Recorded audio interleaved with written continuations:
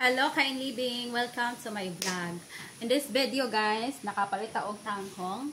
Yes, dumaan na itong mga soke, anak niya. Tanawan niya. So, nakapalit og tangkong, guys. Katalagsa naman siya mo agi diri sa kinahanglan yung boltuhan ng atong paliton. Kita niyo, guys. Yan siya. Para nis among baboy, guys. O niya, para dili po masayang, guys, kay medyo mahal-mahal atong palit. Atong utanan. Maghagpata karon. Siyang utanan, guys, para naman ban.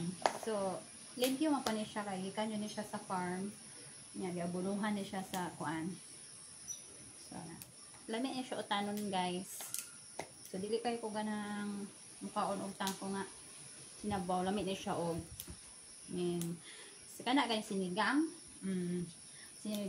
o ganang adobo. So mana siya lami aning tangkong. Mukaon bumog tangkong, guys. Mukaon ni ani, mukaon po na mong baboy. So dili siya sayang, di ba?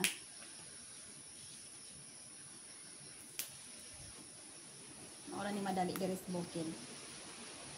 Og karon, guys, brown out mi ini mga orasa. Wala mi kuryente, na brown out mi kahapon alas 2. Nga di ko kabalo kung unsang orasan nimo balik. Tungod ni sa ulan, guys, kay tinan niyo. Ang among panahon karon dili pa gyud siya kaayo gwapo. Na siya merag wala nun pag jutay. Mataon tangkong ron, guys. Pero ni adobohon kaya wala man tay pangsigang.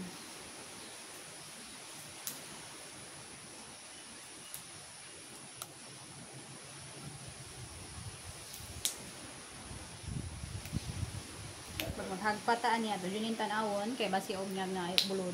Tapos pagkahuman ani, hugasan na to siya, ibabad siya sa pwede asin. Basta ibabad siya, guys. Layuhon siya limpyo. Kaya kaning magkong tangkong, guys, kaning mga dahon-dahon, bisan gani gola, kanang galay, usahay, kulo ano na siya og kanang ulod. So kanahalan niya, ang ulod na ba green?